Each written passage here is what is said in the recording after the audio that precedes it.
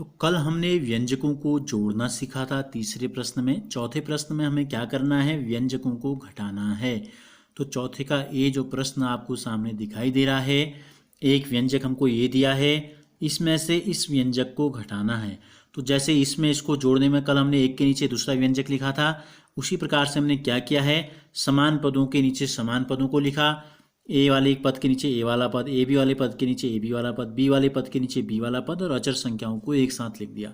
तो जोड़ने में हमने कल क्या किया था, सीधे जैसे इन दोनों को अगर हमने जोड़ा था तो एक संख्या ऋण में है, एक संख्या धन में है, तो इसको घटा देते हैं। बड़े में से छोटे को हमने बताया था, लेकिन यहाँ हमें क्या करना है, घटाने में थोड़ा सा अंतर आता है। क्या अंतर होता है, जिस व्यंजक को आपने घटाना है उस व्यंजक में जितने पद हैं सबके चिन्ह बदल जाते हैं।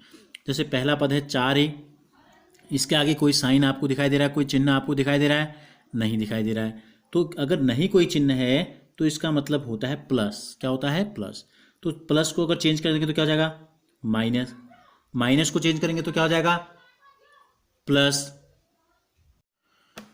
अब इसका चिन्ह है धन, तो ये हो जाएगा ऋण। धन का हो गया ऋण। अब हमें क्या करना है, जो पुराने चिन्ह थे उनको नहीं देखना है। जैसे ये हो गया ऋण 3, धन बार नहीं देखेंगे, क्या देखेंगे, ऋण बार। ऋण 3 और ऋण बार, 3 रुपये का कर्ज पहले, 12 रुपये का कर्ज फिर, ऐसे भी देख सकते हैं आप। अगर दोनों संख्याएं ऋण में हैं तो जुड़ जाता है, यानी कि बार में 3 जोड़ेंगे आ जाएगा 15, और चिन्ह क्या है, दोनों का ऋण है, तो आंसर आ जाएगा ऋण में। ठीक हो गया। अब धन 5 ऋण 3, एक संख्या धन में एक संख्या ऋण में, तो घटाते हैं। बड़े में से छोटे को, 5 में से 3 गया 2, पीछे बी है तो ऐसे उतार देंगे। बड़ी संख्या का जो चिन्ह था वो आंसर का भी चिन्ह हो जाता है। ऋण 9 धन 7, फिर एक संख्या ऋण में एक धन में, घटाएंगे बड़े में से छोटे को, 9 में से 7 गया 2, 9 का चिन्ह ऋण है तो ऋण आ जाएगा, और पीछे से ए भी ऐसे उतर जाएगा। 12a ऋण 4a, 12 में से 4 घटाएंगे तो ये आ जाएगा 8 है। तो ये आ गया पहले व्यंजक में से दूसरे व्यंजक को घटा के हमको ये प्राप्त हो गया।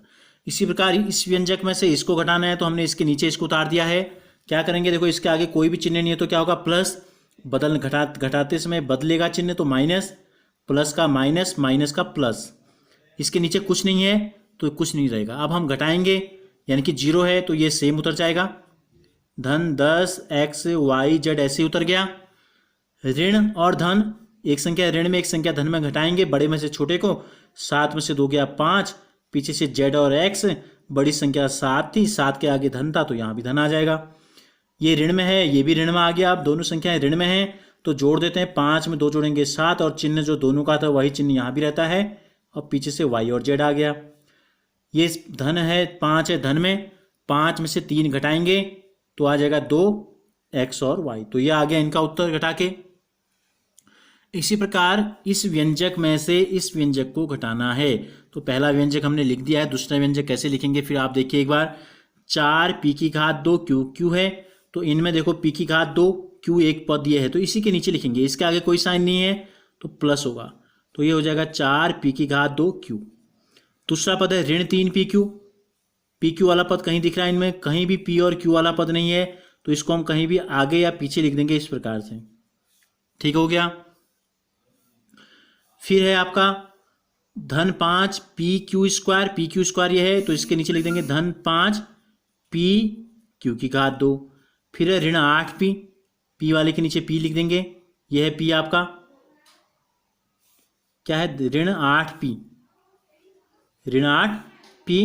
धन 7q, q के नीचे लिख दें, किसी को दोनों q 2 बार दे रखा, किसी के भी नीचे लिख सकते हैं हम, माना हम यहाँ लिख देते हैं धन 7q। ऋण 10, देखो ये अचर पद है तो इसके नीचे आ जाएगा ऋण 10। देख लो सारे पद आगे नहीं, 1 पद 2 पद 3 4 5 6 पद दे रखे हैं, 1 2 3 4 5 6 के 6 पद आ गए। यहाँ आपको क्या करना है, लाइन डाल लेनी, थोड़ा सा गैपिंग रखनी है ताकि आप साइन चिन्हों को बदलेंगे तो साफ साफ आपको दिखाई दें। ठीक है, तो ऋण का हो जाएगा धन, ऋण का हो जाएगा धन, धन का हो जाएगा ऋण, धन का हो जाएगा ऋण, धन का ऋण, ऋण का धन। तो नीचे से लिख लो, इसके ऊपर कुछ नहीं है तो क्या बचाए, धन 3pq, ये p2 q दोनों सेम है। धन 4 नहीं, धन 5 ऋण 4, 5 में 4 घटाएंगे 1 आएगा, 5 बड़ा है तो 5 के आगे धन है तो यहाँ पे क्या आएगा, धन आ जाएगा। दोनों ऋण में है तो चिन्ह ऋण का आएगा, जुड़ जाएंगे, 5 2 7 pq2। धन 5q, देखो क्यू 2 बार है, अगर हम चाहते पहले हमने एक इसको कंबाइंड भी लिख सकते थे, नहीं तो अभी हम एक बार हमको आंसर फिर लिखना पड़ेगा। देखो ऋण और ऋण दोनों ऋण में है तो जुड़ जाएंगे, एक ऋण में एक धन में घटाएंगे, बड़े में से छोटे को, 8 में से 3 क्या 5 पी, 8 के आगे धन है तो धन आएगा, ये धन में और ये भी धन में दोनों जुड़ जाएंगे, तो ये आ गया इसका आंसर। अब लेकिन हमें करना क्या है, देखो क्यू 2 बार आया है हमारे पास, इसका आगे प्लस है तो इसको हम फिर लिखेंगे, तो ये हो जाएगा हमारा 28 धन 5 पी ऋण 18 क्यू धन 5 क्यू। एक संख्या ऋण में एक संख्या धन में, तो क्या कर देंगे, जोड़ देंगे, नहीं घटाएंगे, 18 में से 5 गया 13 आ जाएगा, चिन्ह आएगा बड़ी संख्या का, ठीक है। क्यू ऋण 7 पी की क्यू की घात 2 धन क्या है 1 पी की घात 2, एक लिखो या न लिखो बात एक ही होती है, एक ही माना जाएगा उसको, तो ये आ गया हमारा आंसर। घटाने के बाद हमको ये प्राप्त हो गया। तो इस प्रकार से क्या करते हैं, व्यंजकों को घटाते हैं। इस बात का आपको विशेष ध्यान रखना है कि जिन पदों को आप घटा रहे हैं व्यंजक के, उन सब के चिन्हों को बदलना है।